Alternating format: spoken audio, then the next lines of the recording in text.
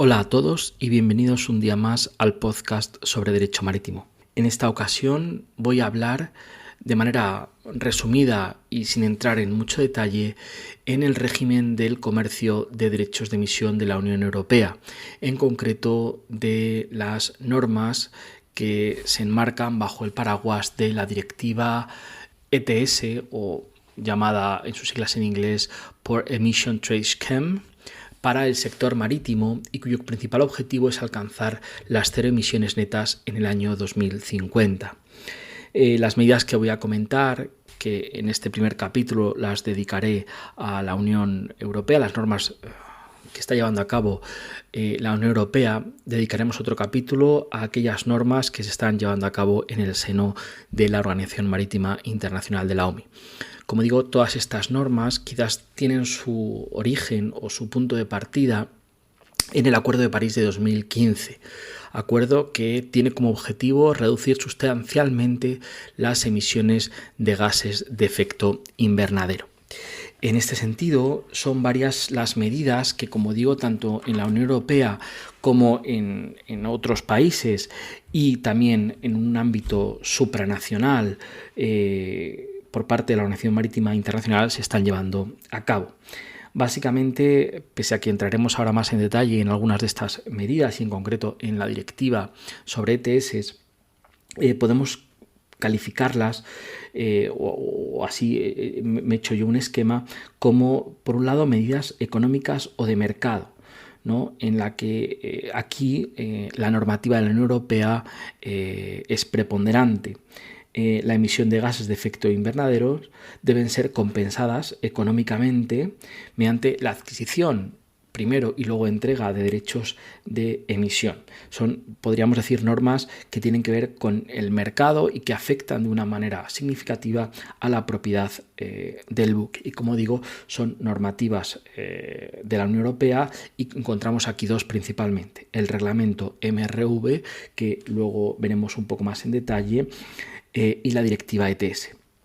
Otro tipo de medidas son aquellas destinadas a la eficiencia energética o intensidad de carbono del buque, que lo que pretenden es reducir las emisiones de CO2 por carga transportada y milla navegada, es decir, por unidad de trabajo. Y es aquí, en estas normas que afectan sobre todo a los buques, donde la normativa de la Organización Marítima Internacional tiene gran impacto. Es decir, no tiene un impacto económico directo porque de alguna manera no impone tasas económicas a los propietarios de buques o a los explotadores de buques, sino que lo que hace es incidir en que estas empresas lleven a cabo transportes más eficientes. Otro tipo de medidas afectan al combustible. Lo que se pretende es incentivar el uso de combustibles de bajas emisiones. Y de nuevo aquí la normativa de la Unión Europea tiene mucha importancia, y en concreto el reglamento Fuel Maritime. ¿Vale? En este caso, como también veremos en algún otro momento, este reglamento Fuel Marítimo va a afectar de alguna manera a los buques y en concreto al uso de este combustible un poco bajo el principio de renovarse o adaptarse. También hay un paquete legislativo que afecta a las fuentes renovables, y aquí tenemos la directiva RED III sobre la promoción de energías procedentes de fuentes renovables, y por último aquellas normas o aquellas medidas que inciden en las infraestructuras. Y de nuevo también aquí la normativa de la Unión Europea, como decíamos también en las fuentes renovables, es importante bajo el reglamento relativo a la implantación de una infraestructura para los combustibles alternativos. Por lo tanto, como vemos, una serie de medidas, todas ellas encaminadas a reducir la contaminación del transporte marítimo a la atmósfera, que están lideradas bien por la Unión Europea o bien por la Organización Marítima Internacional. Entrando en las medidas de la Unión Europea, que son las que vamos a ver en este capítulo, es de destacar el paquete Fit for 55. Es un paquete de medidas y propuestas de carácter legislativo que tiene como objeto reducir las emisiones de gases de efecto invernadero en el sector del transporte marítimo y alcanzar la neutralidad climática en la Unión Europea de aquí a 2050. ¿Vale? Esta reducción del 55% es sobre la base de lo que se contaminaba o de lo que se emitía en el año 1990. Por tanto, ese es el punto de partida y sobre la que se pretende esta reducción del 55% para los próximos años. Este paquete Fit for 55 tiene su origen en el Pacto Verde para el Clima de la Unión Europea del año 2019 y consta de una serie de medidas legislativas de variada naturaleza. Tenemos directivas, tenemos reglamentos, tenemos actos delegados y actos ejecutivos, como iremos viendo algunos de ellos. Veréis que en este poco espacio de tiempo que llevo ya he introducido cierto vocabulario que quizás al oyente le suene un poco raro, ¿no? Hablo de derechos de emisión, hablo de gases de efecto invernadero, hablo de contaminación atmosférica, hablo de intensidad de carbono, es decir, sí que me gustaría poner de relieve que de alguna manera entender este paquete legislativo supone también adquirir en buena medida un nuevo vocabulario en muchas cosas, sobre todo para los que nos dedicamos más al transporte marítimo y al derecho marítimo en general. Voy a analizar brevemente la directiva ETS. La directiva ETS es una directiva que no es actual, pese a que estamos hablando de una directiva que afecta al transporte marítimo en el año 2023. Su origen es del año 2003, es decir, hace 20 años, y por la que se establecía un régimen para el comercio de derechos de emisión, directiva que fue transpuesta al ordenamiento jurídico español mediante la Ley 1/2005, como digo, por la que se regulaba el régimen de comercio de derechos de emisión de gases de efecto invernadero. Este marco común, como digo, se va a aplicar en un primer momento a los grandes contaminantes, es decir, a centrales eléctricas, a gran variedad de sectores industriales de alto consumo energético, como pueden ser pues, las grandes industrias, también a los vuelos europeos y ahora recientemente al transporte marítimo, y ya se está trabajando para que sea aplicable al transporte por carretera y a la construcción. Cuando hablamos de gases de efecto invernadero hay una variedad de gases.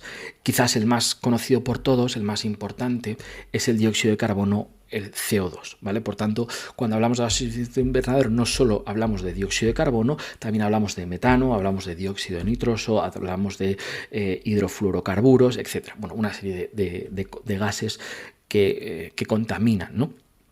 Y esta directiva responde al principio de quien contamina paga.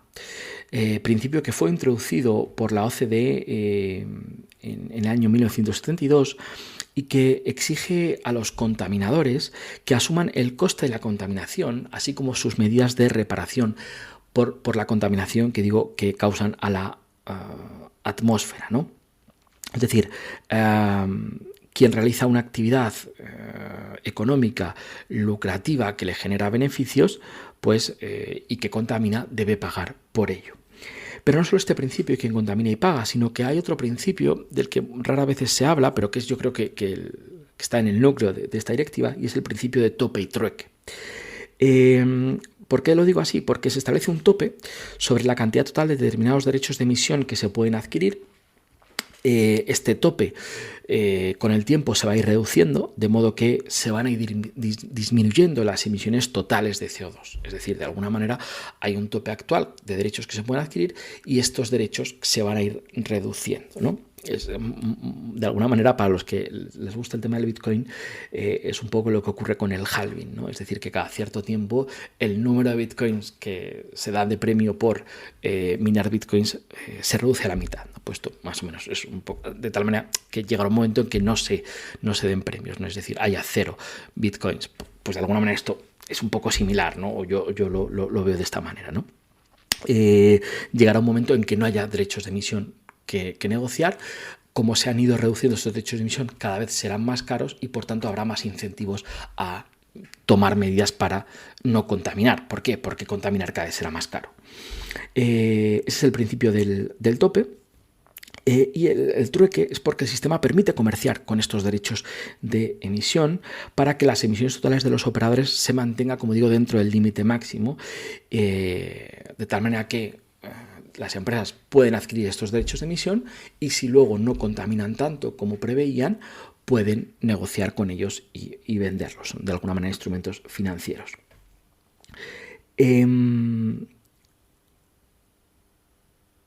Esta cuarta fase del régimen de comercio de derechos de emisión que actualmente tenemos con el transporte marítimo se va a extender hasta el año 2030, ¿no?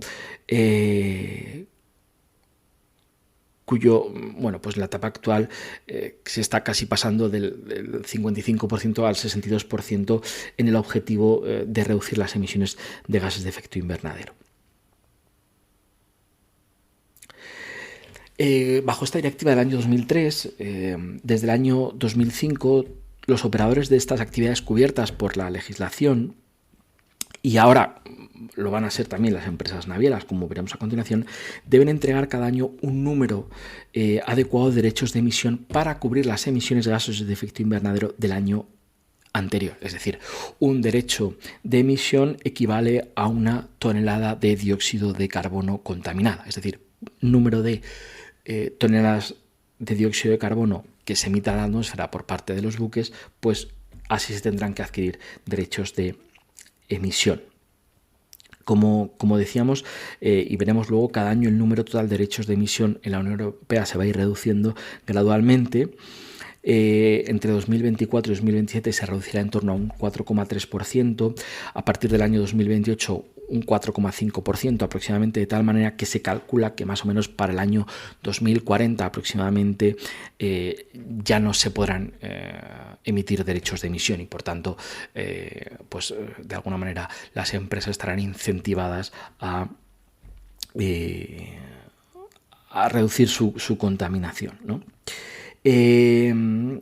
Los Estados miembros, no solo la directiva impone obligaciones, como ahora vemos un poco más en detalle, a las empresas navieras o a los operadores de los diferentes sectores implicados, sino también a los Estados miembros, que son responsables de, entre otras cosas, por ejemplo, emitir los derechos de emisión, garantizar que los operadores económicos supervisen e informen anualmente sobre las emisiones y entreguen el número de derechos de emisión igual al total de sus emisiones durante el año anterior. También son encargados de llevar a cabo las subastas de estos derechos de emisión y una cosa muy importante es decidir cómo utilizar los ingresos de las subastas. Es decir, de estas subastas el derecho de emisión tiene un coste, actualmente es un coste que fluctúa, que varía, dado que es objeto de negociación. Actualmente suele estar en torno a los 60 euros el derecho de emisión, pero ha llegado a estar a 30 y ha llegado a estar a 90. Por tanto, con los derechos de emisión se ingresan euros a las arcas públicas y pues son los Estados miembros los que deben de decidir cómo utilizar estos ingresos obtenidos para fines climáticos, energéticos y sociales, ¿no? Y aquí de alguna manera la Unión Europea pues tiene que incentivar a los estados para que utilicen bien estos ingresos. También los Estados miembros son responsables de determinar las sanciones efectivas en caso de incumplimiento por parte de las empresas involucradas, así como proporcionar un informe anual a la Comisión sobre la aplicación de la legislación, que como digo es una legislación nacional, porque al ser una directiva se transpone al ordenamiento interno. Bien, vamos ahora a entrar en detalle en la directiva que nos afecta más al objeto de este podcast, que es la directiva del año 2023, la directiva 959 de 10 de mayo de 2023 y que modifica esa directiva que hablamos del año 2003.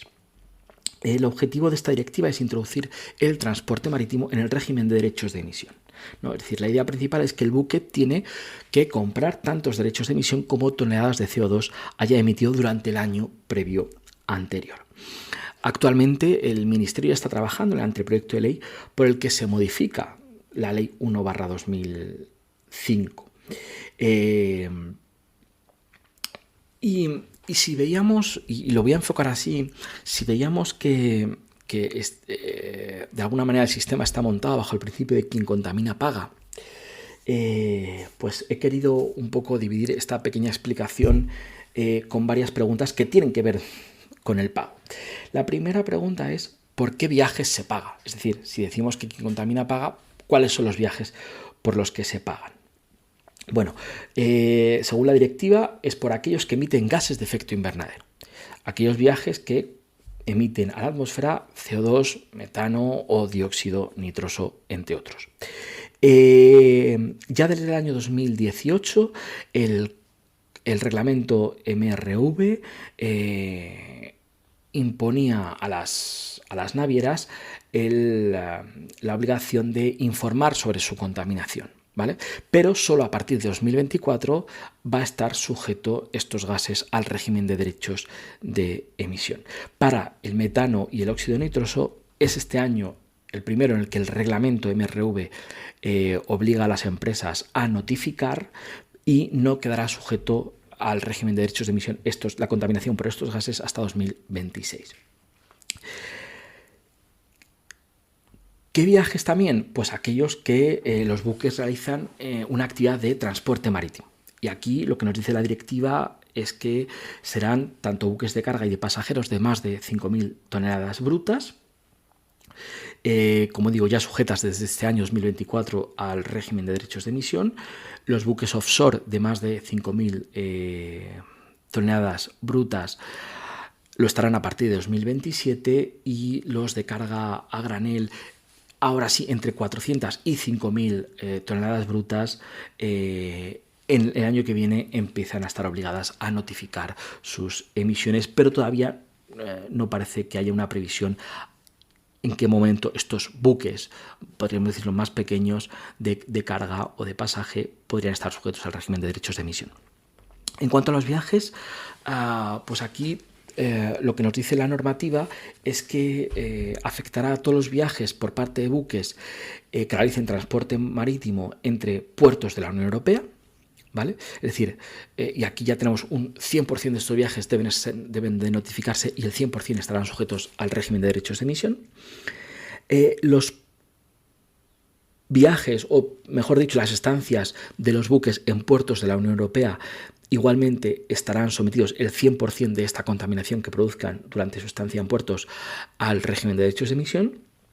Y aquellos viajes que vengan a Europa o que salgan de Europa hacia puertos no de la Unión Europea, se debe notificar el 100% sus emisiones, pero solo se deben adquirir derechos de emisión por el 50% de esta contaminación.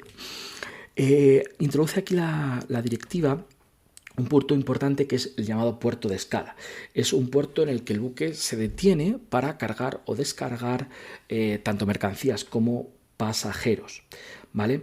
Y lo que dice es que en este caso,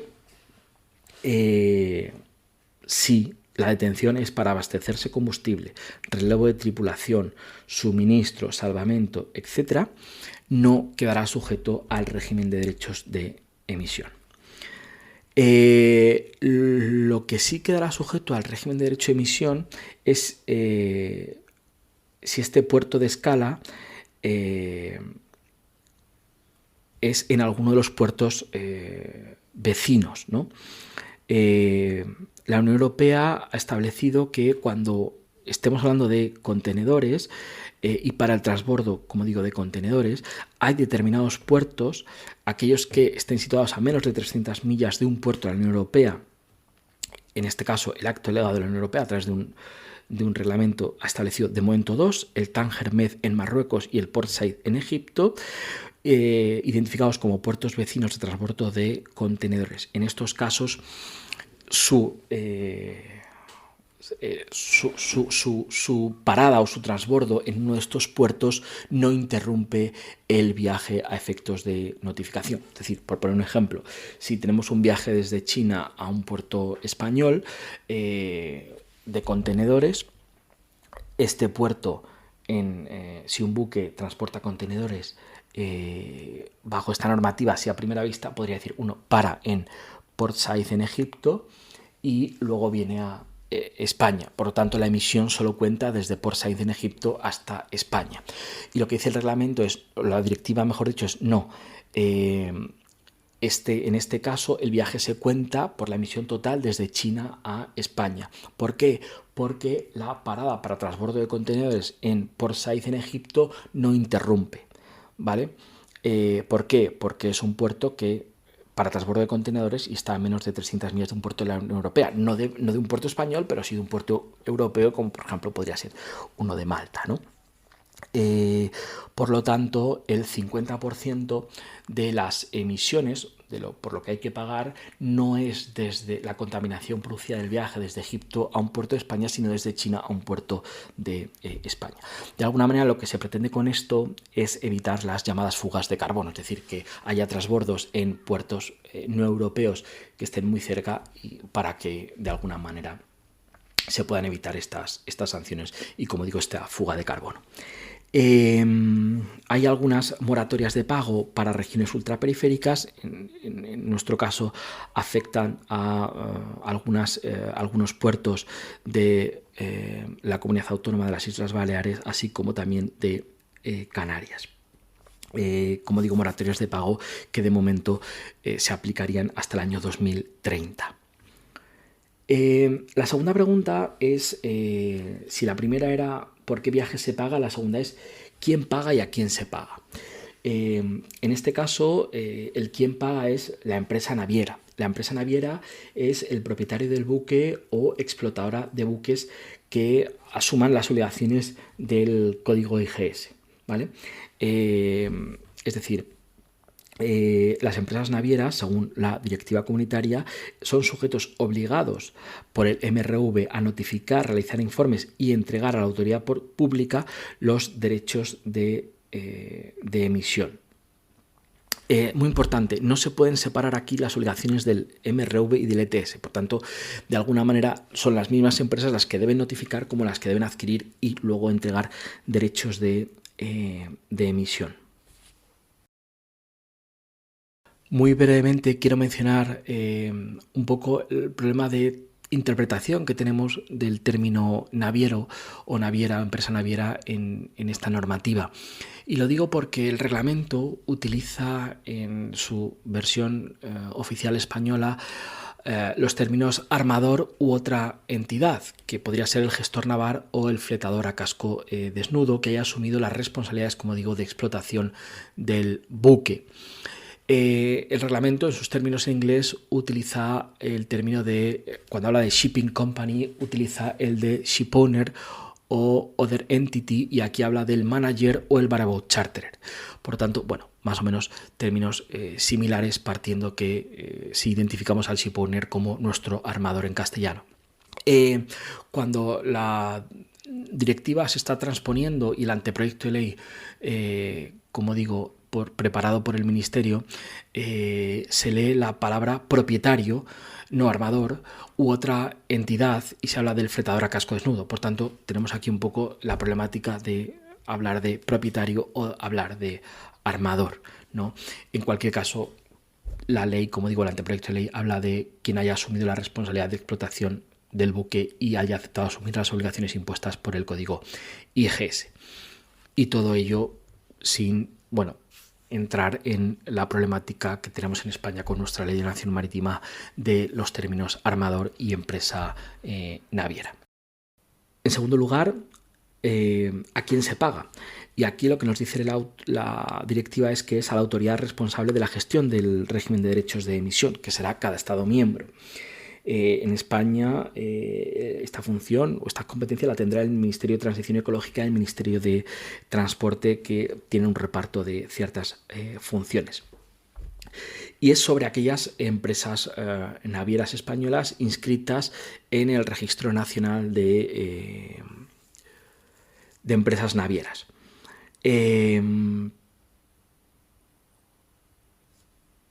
Pueden hacerlo no solo las empresas españolas inscritas en el registro nacional, sino también por delegación, es decir, aquellas navieras que no estén inscritas en un estado de la Unión Europea cuya gestión corresponde a España.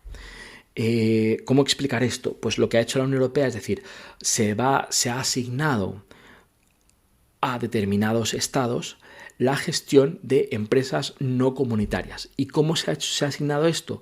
Pues según las escalas portuarias de viajes que se han hecho en los últimos años. Es decir, pues si una empresa en los últimos años ha hecho muchas escalas en un puerto francés, pues esa empresa se le ha asignado a Francia.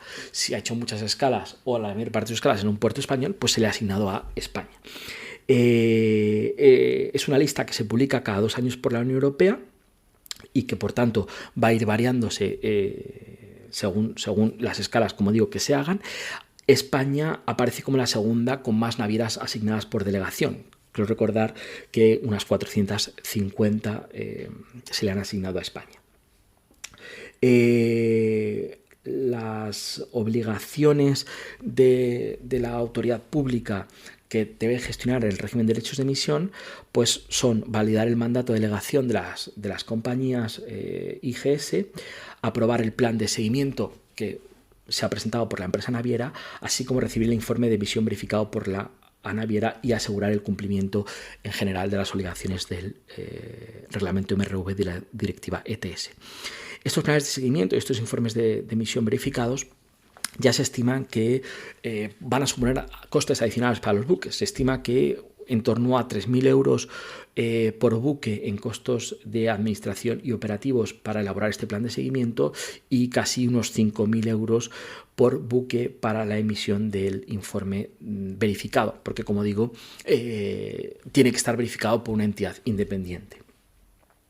Este verificador viene regulado en el reglamento MRV, es una entidad jurídica que realiza actividades de verificación y que ha sido acreditada por un organismo nacional de acreditación conforme a la normativa de la Unión Europea, que lo que hará será verificar estos planes de seguimiento y estos informes de emisión, evaluando la fiabilidad, la credibilidad, la exactitud y exhaustividad de los datos acumulados y presentados sobre cantidad, tipo, factor de emisión de consumo a bordo de los buques.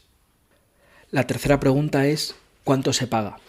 Y aquí lo que nos dice la directiva es que las empresas deberán entregar un derecho de emisión por tonelada de contaminación de CO2. Como hemos dicho, el derecho de emisión es un valor que de alguna manera se subasta constantemente, por tanto su precio puede ir variando. Y como ya hemos dicho, en el año, por ejemplo, 2022, el precio rondó los 90 euros, en el año 2020 los 30 euros. Actualmente más o menos está en torno a los 60 y pocos euros. Por tanto, bueno, pues lo que las empresas tendrán que hacer es un cálculo de cuánto les va a costar contaminar cada tonelada de contaminación de CO2 actualmente, ¿no? Lo que las empresas también a menudo hacen es adquirir derechos cuando el importe o el valor es bajo para poder utilizarlos si el valor sube, es decir, como reserva de alguna manera de valor.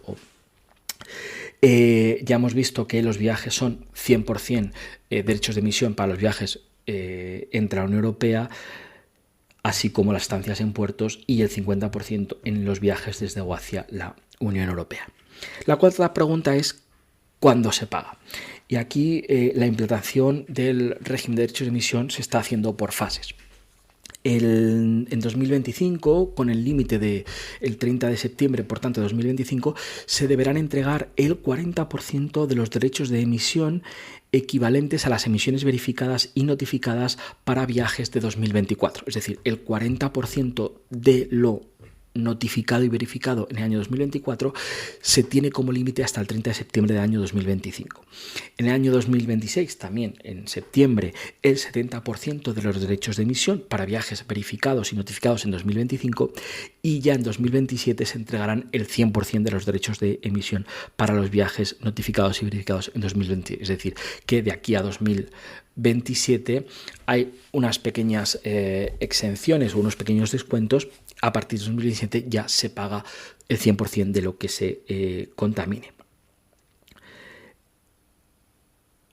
Por lo tanto, poniendo un ejemplo, si una naviera, por ejemplo, hiciese solo un único viaje en 2024 entre puertos de la Unión Europea, y, por ejemplo, por esa contaminación le corresponden 10 derechos de emisión, pues la naviera pagaría en 2025 4 derechos de emisión, que es el 40% del total, 7 derechos de emisión en 2026, que es el 70%, y 10 derechos de emisión en 2027, que es el 100% del total. Si la naviera este único viaje lo hace desde un puerto o hacia un puerto de la Unión Europea, como ya hay una reducción del 50%, pues si a ese viaje le corresponden por contaminación de los derechos de emisión, pagaría en 2025 solo 2 derechos de emisión, porque es el 40% del 50%, en 2026 3,5 derechos de emisión, que es el 70% de ese 50%, y en 2027 5 derechos de emisión, que es ese 50% del total de derechos de emisión que le correspondería. La quinta pregunta es cómo se paga, y como ya hemos ido anticipando, las empresas deberán adquirir derechos de emisión que la Unión Europea va a emitir anualmente. Actualmente se emiten unos 60 millones de derechos de emisión, se asignarán por subasta, bien en el mercado primario o por, como hemos dicho, por adquisición entre las empresas en el mercado secundario. También ya hemos anticipado que va a haber una disminución lineal de estos derechos de emisión emitidos cada año en torno al 4 o 5%, por lo tanto, como ya decíamos, se prevé que para el año 2040 no se emitirán ya más derechos de emisión. Y por último, la pregunta que queda es ¿qué pasa si no pago? Y aquí lo que establece la normativa comunitaria es sanciones a las empresas navieras, y se establece un régimen sancionador por incumplimiento de entrega de derechos de emisión si se hace de manera consecutiva durante 2 años. ¿Y cuáles son estas sanciones? La prohibición de entrada en puerto de la Unión Europea, evidentemente salvo que sea el puerto de su propia bandera si es comunitaria, la posibilidad de paralización o inmovilización del buque por la autoridad marítima de la bandera, y incluso la posibilidad de, como decimos, embargar este buque, ¿no? Aquí, bueno, este embargo se me plantea la cuestión si es un embargo como tradicionalmente se ha entendido, es decir, si podríamos pensar que este crédito es privilegiado, incluso si puede ejecutarse mediante venta judicial del buque. Pero bueno, eso es otra cuestión. Este régimen sancionador se establecerá además a las medidas que hemos visto una sanción de 100 euros por cada derecho de emisión no entregado. Es decir, que como se ve, la sanción es más alta que el propio valor del derecho de emisión, de tal manera que de nuevo incentiva a las navieras, a las empresas al pago de estos derechos de emisión. Bueno, vamos a dejarlo de momento por aquí porque me he excedido ya un poco del tiempo. Dejo para un capítulo posterior hablar, como anticipaba, del reglamento Fuel Marítimo, del reglamento MRV, e intentaré en otro capítulo aparte hablar de las medidas que la Organización Marítima Internacional está llevando a cabo también para reducir las emisiones de gases de efecto invernadero en el ámbito del transporte. Espero que os haya parecido interesante. Nos vemos un próximo día en el podcast sobre Derecho Marítimo.